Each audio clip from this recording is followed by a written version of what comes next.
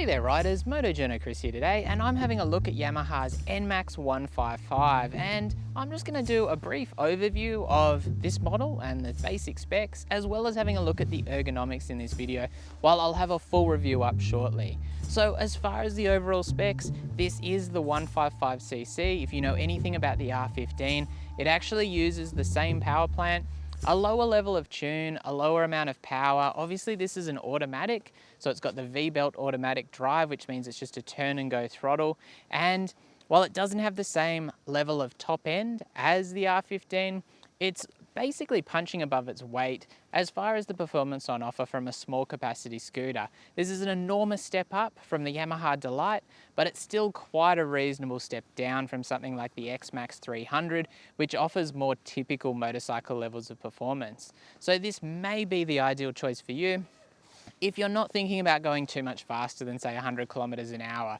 Very much the urban runaround, convenient as most scooters are, but also nice and cheap to keep on the road and very inexpensive to run. As far as other features, you're getting LED headlight, LED tail light. You've got these quite enormous indicators which are not LED, but they are very, very visible. Styling has also been updated to follow in the footsteps of the NMax 300. However, this is kind of a slightly less sporty, more rounded version of the NMax 300. It's still got that nice kind of large scooter feel to it. It's not tiny like the Delight. The Delight feels to me like a much smaller scooter than the NMax 155. So it's still got a fair bit of presence to it, as well as that nice styling.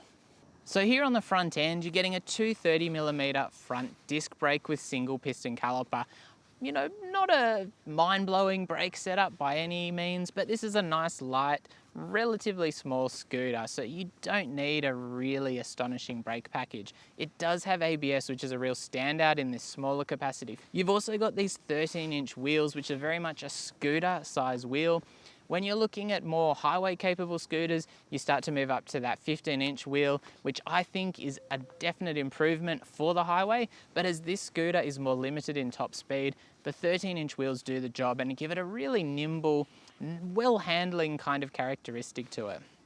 You've also got these Dunlop Scoot Smart tyres. Can't say I'm overly familiar with scooter tyres, but they do the job in the dry. Moving up further on the NMax 155, you get this really large screen, and that does hide and clean up the back of the instrument dash. However, the level of wind protection from that is not enormous. You're getting a single round dash, which is very, very simple, but gives you everything that you'd really need on a scooter like this.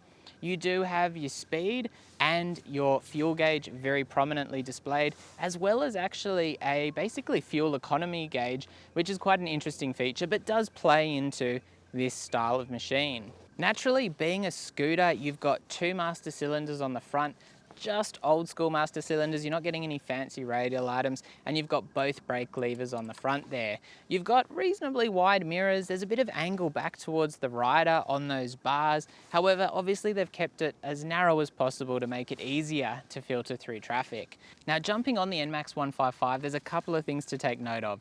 Very simple switch box. And as far as the ignition, you've got one of these basically ignition locks which have a locking plate which will close over the ignition itself, which makes it harder for people to tamper with the ignition. As far as storage, you're getting the underseat storage, but you're also getting this little area here beside the ignition, which you can kind of place an item in there. It's quite deep, which means it shouldn't bounce out while you're riding. However, there's no lid or any way of securing it in there, so it has limited uses, I would say. Perhaps if you're throwing some change in there for tolls, or there's something that you need to access while you're riding, that would be great for that. Now with that fuel cap, which you'll see here, that's very simple to remove, but you do need to take the key out of the ignition, and it's quite simple to replace as well. Sticks back in there, 6.6 litre fuel capacity, which with the amount of mileage you'll get, which should be over 50 kilometres per litre, will get you a nice long range. You will not be filling this scooter up all that often unless you're doing huge kilometres commuting, and at the end of the day, very good value mileage. When it comes to getting that seat up, it's back to the ignition. You just turn it the opposite direction you would to start the bike, so to the left, and up it pops. Now, the underseat storage on this scooter is reasonably generous. You can fit a proper full face helmet under there. The thing to keep in mind is it's going to be upside down. I would probably put a light cloth in there to stop your helmet getting scratched up if you're riding with an extra helmet under the seat. But if you're just leaving it locked to the bike, that is a good solution. And there's probably enough room in there to get a light jacket and gloves in as well. So you're getting a nice amount of storage without it being insane. As far as the seat, this has a 765mm seat height, so it's a reasonable stretch to the ground. It's not super low, it's not super tall. It's a little bit lower than a lot of the motorcycles that you'll be looking at. But of course, one thing to keep in mind with scooter seats is how you sit on it is going to really come into play. Because particularly on this scooter, which has the 2 footwell positions and doesn't allow you to bring your feet together because of where the frame runs, it's slightly different than kind of some of the more traditional scooters that you might be familiar with. You're also getting this nice, long, and very comfortable seat, I've got to say. It gives you the ability to sit at the front in traditional scooter style, which I'll show you in a second, or to scooch back in the seat and get your feet up in the sportier position. You've also got a decent perch on the back for a pillion, as well as having these pillion pegs, which are going to give them a relatively comfortable seat on the scooter without feeling too cramped. And this is a small scooter, so there's obviously going to be some compromises made there. You've also got a handrail on the back, which obviously is going to help when you've got someone on the back so they can hold on, but it also helps because not only do you have the side stand, which I've got the scooter on now, but you've also got a center stand.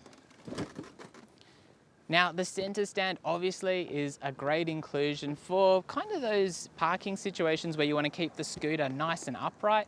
That is going to be a boon, and some people just really prefer a center stand. Now, at the rear of the bike, you will notice it's got this kind of sportily clad exhaust system, which is not the most sightly when you realize that this is just a cover plate to stop people from burning themselves on the exhaust. But, you know, it does the job. Of course, on the rear, you've got the dual shocks for suspension. And while I will go into more detail in my review, it is a very, very taut suspension system. It is quite sporty, which is nice on the smooth roads, but can be harsh over the poor road conditions we have here in Australia. As far as the rear brake, while we're at the rear end of the bike as well, again, you've got a 230mm disc brake, and that is backed up by ABS, which again is a really nice feature to see. While on the front, you've got telescopic forks to go alongside those dual rear shocks, which again, as I said, it's a very taut, quite a sporty suspension system. There's not a heap of give in the suspension.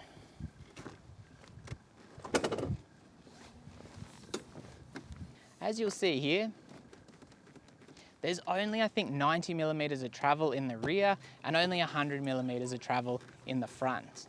And the ground clearance itself is 135mm, so if you're thinking about bumping up over curbs and things like that, you will want to be careful not to bottom out.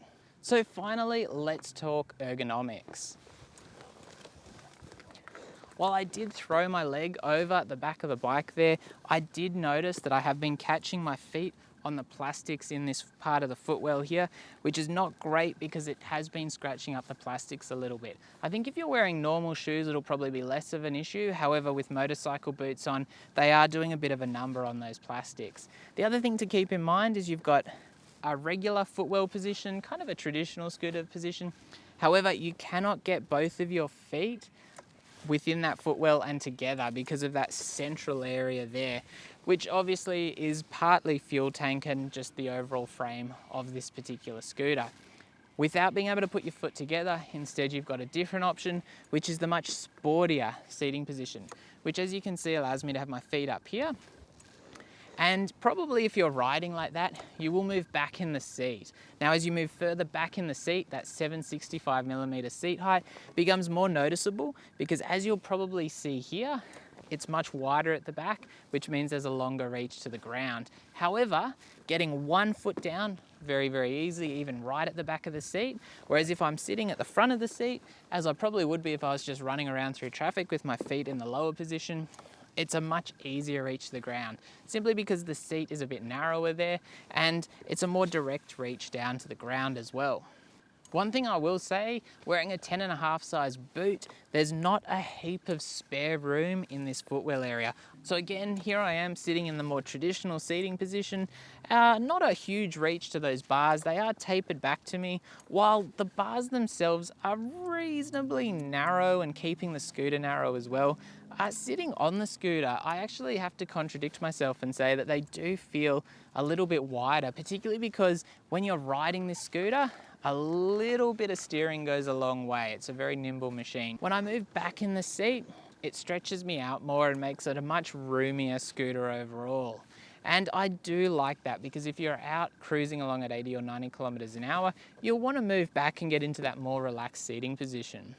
Now, just for reference, I'm 180 centimeters, I've got a 32-inch inseam, and I find this scooter ultra manageable. And I think it only weighs in at 127 kilos wet, so that's fully fueled with all the oils and everything like that, which is a very light machine. Not as light as the Delight, which I think is under 100 Ks, but still a nice, light and very manageable machine, particularly for people who aren't as strong and who might struggle with a taller or heavier machine. Now, you will have to check out my full review for a more in-depth talk about how this scooter handles riding and my overall impressions. However, as it stands, I've been quite impressed with the NMax 155. We've had scooters in my family for quite a long while, and we've always enjoyed the convenience, and I can definitely see the NMax 155 doing that well. And the simple fact that it's such an affordable buy-in really does lend itself to that application, particularly considering the fact that with something like the Delight, I felt like it just didn't offer enough for me as someone a little bit more performance minded, a little bit more likely to ride 2-up, and who likes generally a little bit more technology and a little bit nicer finish quality. With that in mind, the Delight is significantly cheaper than the NMax 155. The NMax 155 here in Australia at the moment is $5,250 right away, and that's actually $450 more expensive than the R15 version 3. However, there is a lot more bodywork on this, and this does have ABS, so I can kind of see why it's that little bit more than the R15. And I do think that still offers good value. It's a big step down in price compared to the X-Max 300. They're over $8,000 on the road, so that's a much larger investment.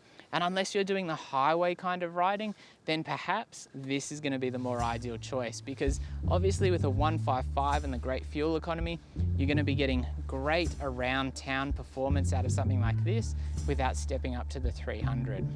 So if you've enjoyed the video, don't forget to sub, hit that notification bell, let me know your thoughts in the comments as always, and stay safe out there. Thanks for watching.